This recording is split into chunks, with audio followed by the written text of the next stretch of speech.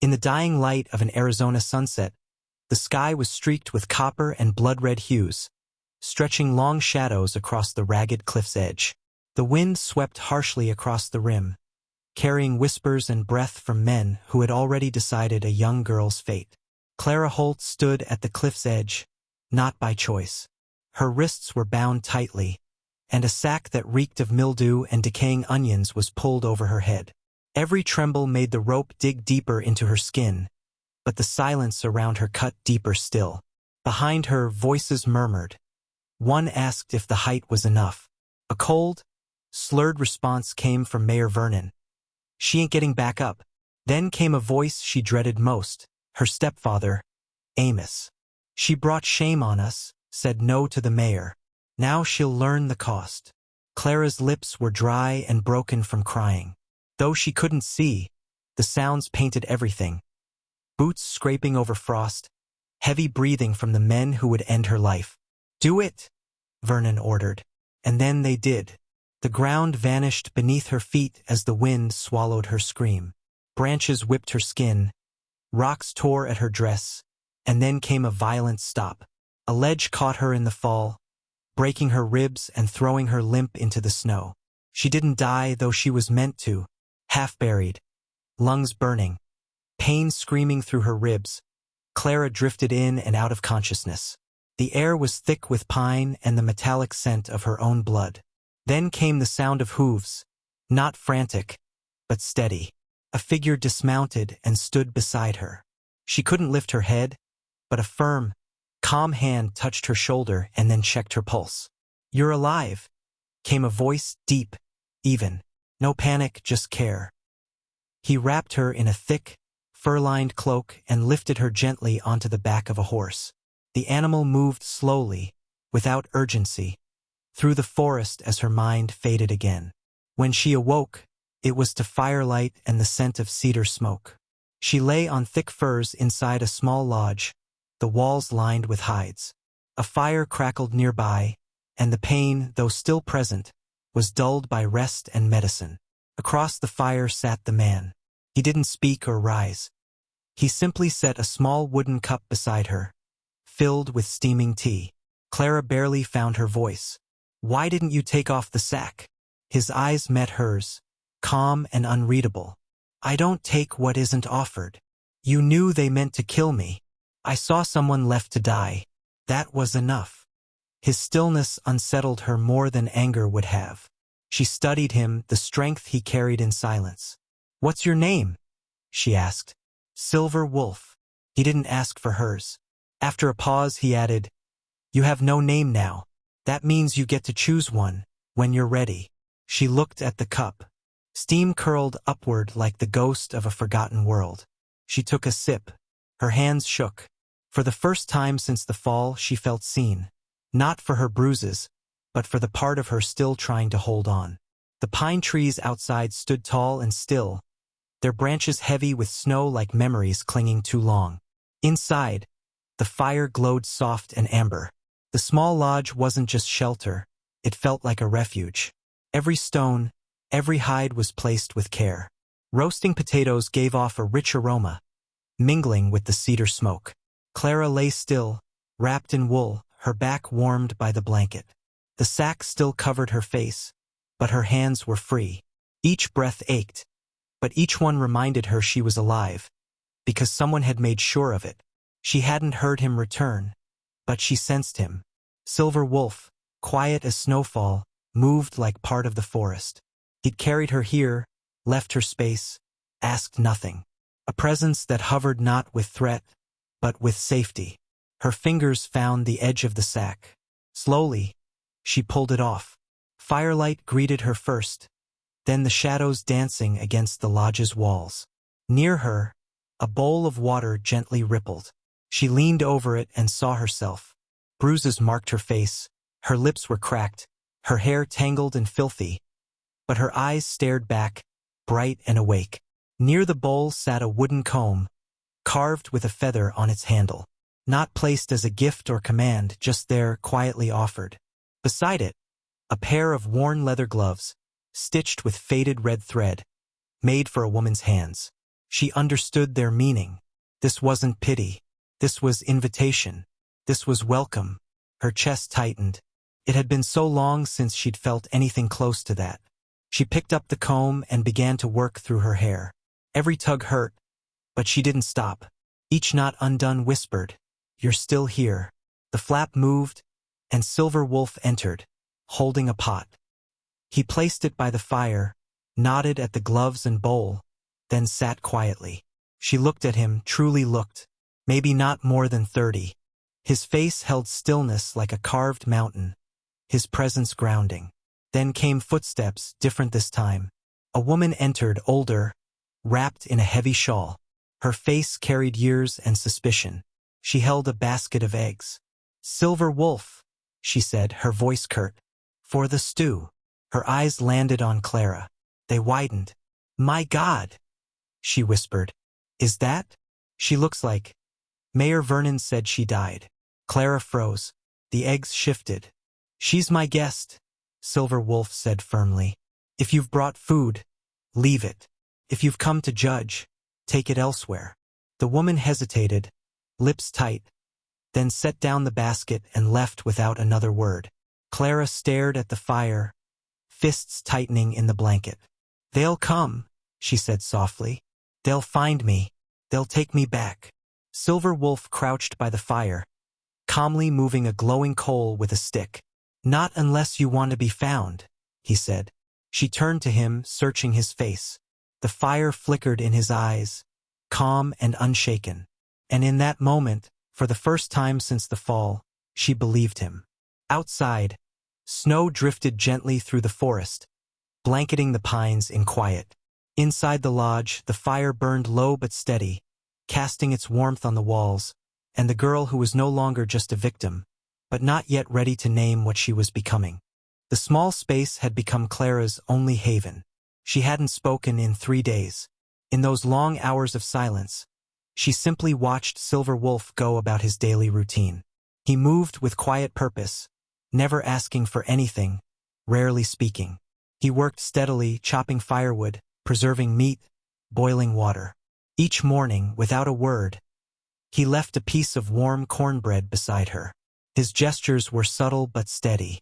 He repaired the broken lean-to, fixed a collapsed fence by the creek. His hands were sure, his pace deliberate. Clara first observed from the bed, then gradually from the doorway, her shawl tightly wrapped around her. Her bruises were slowly healing, the pain in her ribs easing. She moved carefully, but her gaze followed everything.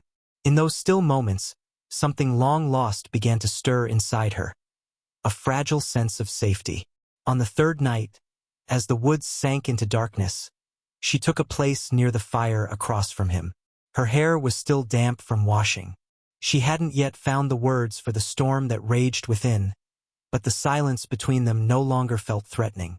It had become something shared. She studied him quietly, the strength in his frame, the way the firelight softened his sharp features, and the sorrow that seemed etched deep behind his eyes, like a wound that never fully closed. "Do you live alone?" she asked, her voice rough from days without use. Silver Wolf stared into the fire for a while before responding. "People leave me alone," he said. "I prefer it." But something in his tone revealed it wasn't as simple as that. Clara didn't press him. She understood that kind of solitude. Sometimes it wasn't about freedom. Sometimes it was all that remained. She gave a small nod. He returned it equally quiet. Later that evening, when she returned to her blanket, she found a small bundle waiting. Inside was a folded square of linen, a bottle of ink, and a wooden pen. No note, no instructions, just a silent offering. "Write what sets you free." Her hands trembled as she picked them up. She hadn't written anything since the day before the cliff. Not her name, not her story, not even a thought. It had all been taken from her, her voice, her will, her identity. But this quiet gift stirred something deep. That night, she lit a stub of candle, spread the linen in her lap, and held the pen. It felt awkward in her fingers, but slowly, the words began to flow. She wrote to herself the truth of what had happened. Vernon, Amos, the pain and the betrayal. and then something more. She wrote what she hadn't allowed herself to believe. She was not destroyed. Not a shadow. Not some discarded thing. She was still here. She ended the letter with her name. Not as a farewell, but as a beginning. When dawn came, Clara didn't reach for her brush. Instead, she picked up Silver Wolf's hunting knife and walked down to the creek. The blade caught the pale morning light as she pulled her hair forward. One clean motion and the curls fell like a skin shed. She looked at her reflection in the stream. The girl in the white dress was gone. Her hair was uneven, her face pale, but her eyes were steady. She went back to the lodge, her chest tight with uncertainty. Silver Wolf looked up from the fire. He didn't speak. He didn't need to. He gave her a slow nod, as if to say he'd always seen the strength in her, the strength she was only now discovering. Clara, still without a new name but no longer invisible, felt a quiet fire rise inside her. She hadn't vanished. She had survived. And now the future was hers to shape. The fire crackled gently in the center of the lodge as the dusk crept in around the pines. Outside, snow had melted into thin streams that trickled down the stone walls. The sound echoed like distant footsteps from another time. Clara sat near the fire, wrapped in a thick shawl, her fingers tracing the edge of the linen she'd written on the night before. Her heart felt lighter, though the silence between her and the man across from her still hung in the air. Silver Wolf sat sharpening a hunting knife, his movements patient and practiced. The flickering fire cast shadows over his face, accentuating the deep lines beneath his eyes. There was stillness in him, but not peace. More like the quiet of someone who had carried too many burdens. She broke the silence. "Were you always here?" Her voice was soft, unsure.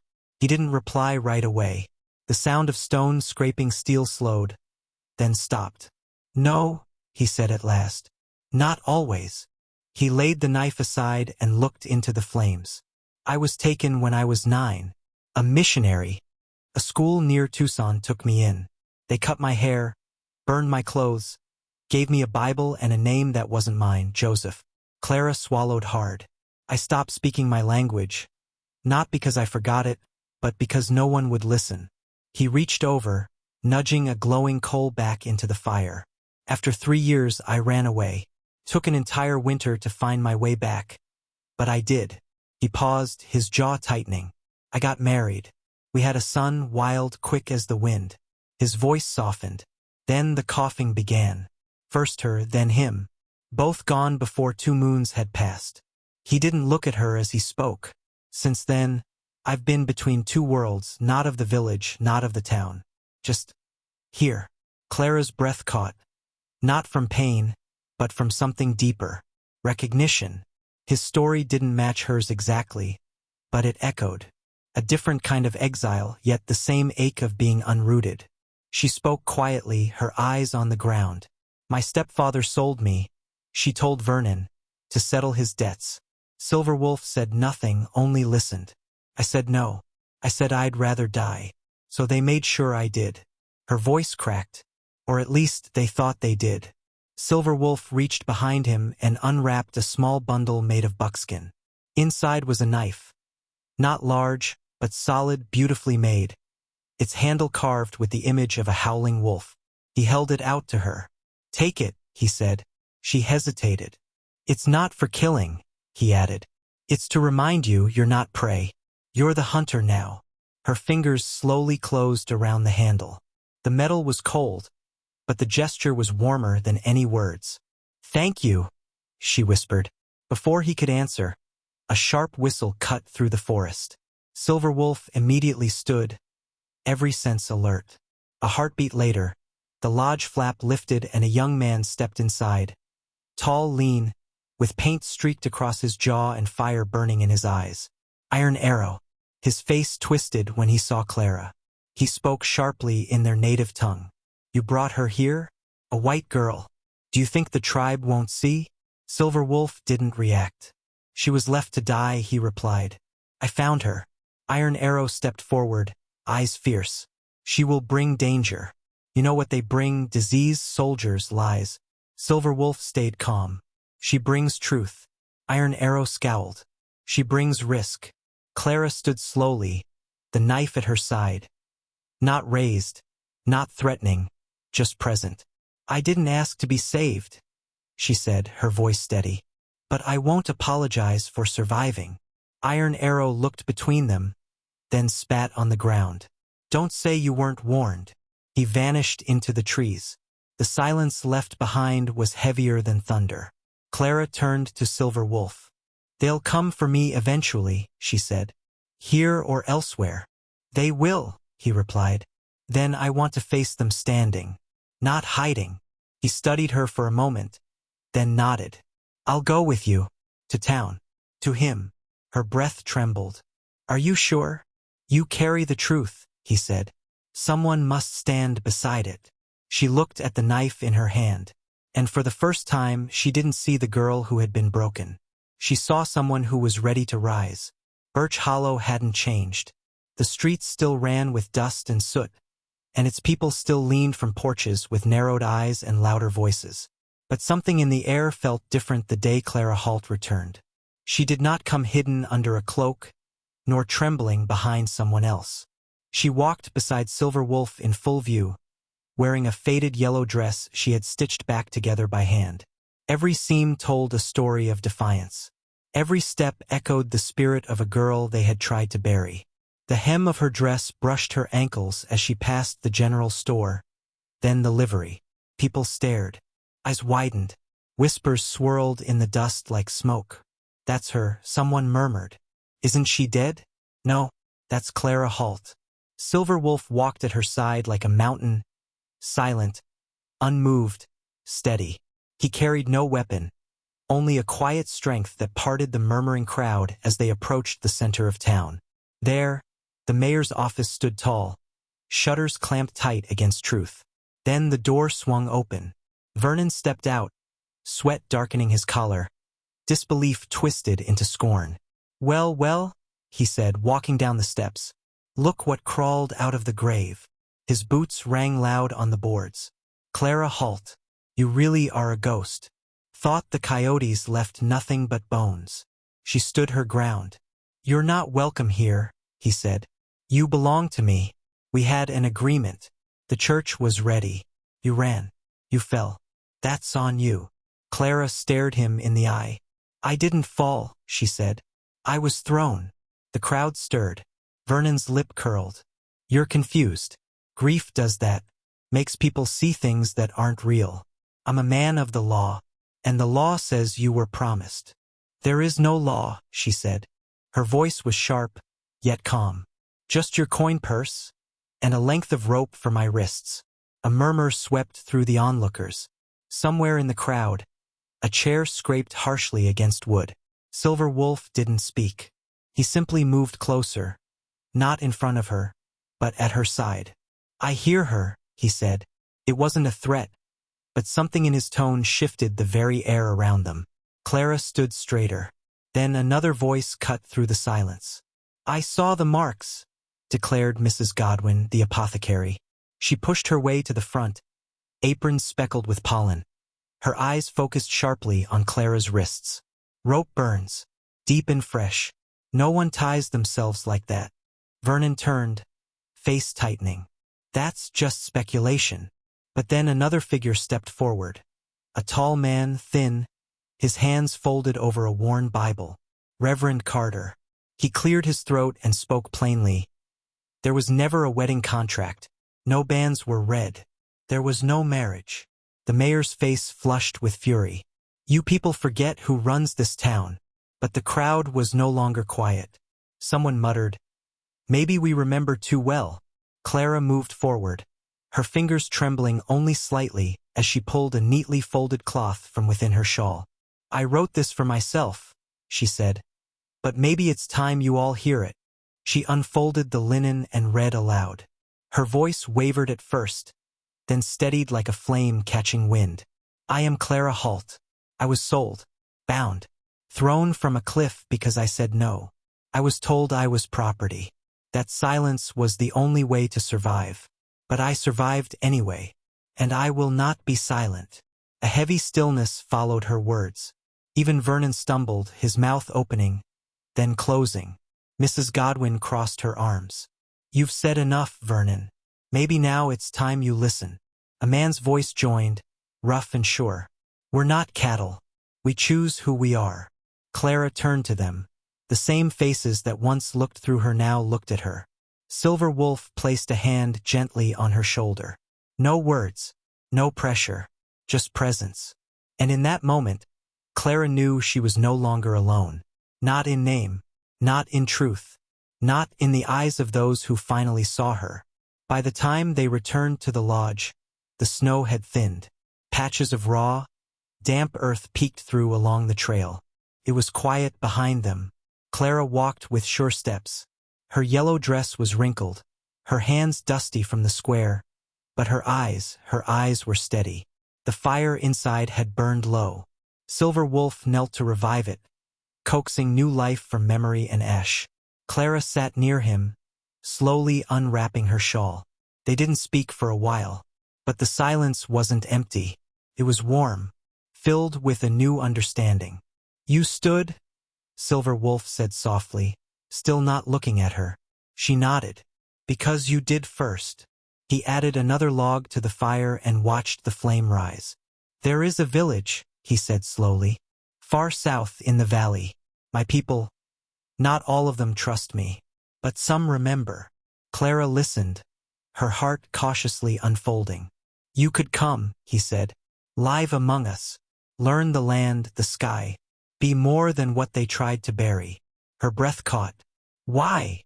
she asked. Now he looked at her, his gaze deep and steady. "Because you're not Clara Halt anymore. That name was taken. You need a new one." She stared at the flames, the dance of smoke above them. "Yes," she whispered. "Yes, I think I do." That night, as moonlight crested the ridge, a figure emerged through the trees. Silver Wolf heard the horse before it arrived. Soft hooves, a dry cough. Iron Arrow dismounted, eyes wary but no longer cold. He stopped a few paces away, looking Clara over. "You came back," he said. Chin lifted. Clara replied, "I did. I heard what you said in town. You faced them." "I didn't want to," she admitted, "but I needed to." Iron Arrow glanced at Silver Wolf, then back at her. "My father, he wouldn't understand. But maybe my son will." He turned to Silver Wolf. "If she's yours to name, then name her." Silver Wolf reached into his pouch and pulled out a small leather bundle. He handed it to Clara. Inside lay a necklace, a single eagle feather, wrapped in blue beadwork. The string was lined with river stones and bits of bone. He placed it gently around her neck. "You are not who you were," he said. "You are Cliff's Dawn now, because you rose where others would have fallen." Clara's throat tightened. She touched the feather with trembling fingers. "Thank you," she whispered. Iron Arrow's jaw clenched, but his voice softened. "It's a good name." Then the wind changed. Footsteps crunched, too many. Silver Wolf moved first, stepping outside. Clara followed. At the edge of the clearing stood Vernon, flanked by two deputies, rifles slung and expressions grim. Vernon's lip curled. "There she is," he sneered. "Thought you could just vanish?" Clara didn't reply. "I've got a warrant," he announced, "for harboring a fugitive. You're coming back with me, girl." Silver Wolf stepped forward, blocking his path. "She is not yours to take." Vernon scoffed. "You going to stop me with that feather?" "I don't need steel," Silver Wolf replied. "Only truth." "She belongs to me," Vernon insisted. Clara stepped up beside Silver Wolf. "I belong to no one but myself." The air crackled with tension. Then more footsteps came, soft, slow, sure, from the trees. A new group emerged. Elderly men, women with shawls, children peeking from behind skirts. Mrs. Godwin led them, walking straight into the clearing. She stopped beside Clara and crossed her arms. "You'll have to go through all of us." More townsfolk followed, those who had once stayed silent, now choosing sides in the open. Vernon's face paled. "This is illegal," he barked. "It's over," said Mrs. Godwin. The deputies looked at each other, then at Vernon. Their rifles remained lowered. He stepped back once, then again. Without another word, he turned and walked away. The flames crackled behind them as they disappeared into the forest. Clara reached up and touched the eagle feather hanging at her neck. Iron Arrow turned to Silver Wolf and said quietly, "I think she might be one of us." Silver Wolf didn't smile, but his gaze softened slightly, as if he could already see what was becoming true. Morning light slowly crept across the valley, bathing the rocky cliffs in a golden hue like honey. Below, nestled between tall pines and the gentle bend of a river, the Apache camp began to stir. Thin trails of smoke curled into the sky from rounded lodges. Horses snorted softly near the corral. The steady rhythm of axes splitting wood, the giggle of children, and the soft steps of moccasins against the earth created a kind of music that filled the air. Clara stood at the edge of a clearing beside Silver Wolf. She held her hands calmly in front of her, barely breathing as the people gathered. Their eyes met hers, not with suspicion like those in the towns, but neither with warmth. There were no cruel whispers, but no easy smiles either. Trust had to be earned here. She had taken a new name, and now was the time to live up to it. A large fire blazed in the heart of the camp, encircled by seated elders. Behind them stood men and women, hunters and children, all silent in the glow of the flames. The shaman stepped forward, a man aged like stone, one eye blind, his face streaked with ash and ochre. He raised his hand and spoke in Apache, his voice like wind over gravel. "She came from the edge of death," he said. "They cast her out, but she stood up. She did not fall to lies. She answered them with truth." He turned to Clara.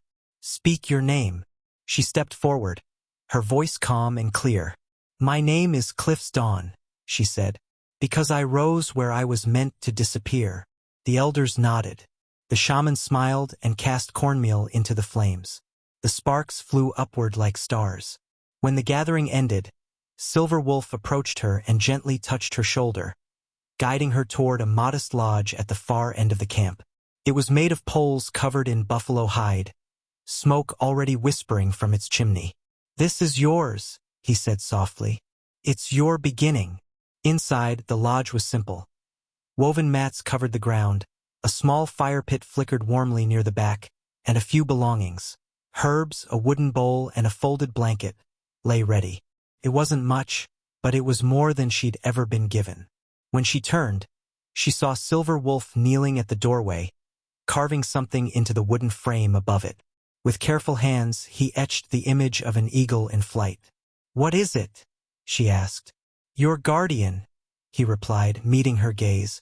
"It watches from above. Now it watches here." She touched the carving, its edges still warm, and whispered, "Thank you." That night, she sat by the fire with the women of the camp. They showed her how to press cornmeal into warm stones to shape cakes. Their fingers moved fast, their laughter soft, their eyes still unfamiliar, but no longer closed off. One handed her a cloth to knead, another gently guided her hand. No one said welcome, but it was felt in every small act. She rose with the sun, learned to gather roots, to wash them in the cold stream. She wove with the younger girls, her fingers slow at first but growing surer each day. Each evening, Silver Wolf sat beside her and shared the language of his people. Sky, wind, heart, earth.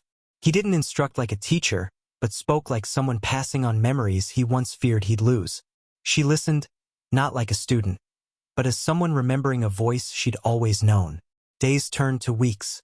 One morning, she woke to the sound of birds, the smell of warm bread, and the realization that, for the first time, she wasn't waiting for something to be taken from her. She had made something of her own. It belonged to her. As spring melted the last of the snow, wildflowers bloomed, and the valley buzzed with bees. Cliff's Dawn had become part of the life around her. Her braids swung gently at her shoulders, herbs hung from her belt, and her smile brought ease wherever she walked. She was no longer the girl who fell. She was the woman who had risen. Silver Wolf built a lodge for them beside the creek, where the water sang over smooth stones. Together they shaped a life, weaving it with care like the patterns in the blankets she now stitched. Apache dyes mixed with the quiet methods she'd learned from Mrs. Godwin. Sage eased sorrow. Willow cooled fevers. Honey healed wounds too deep to name.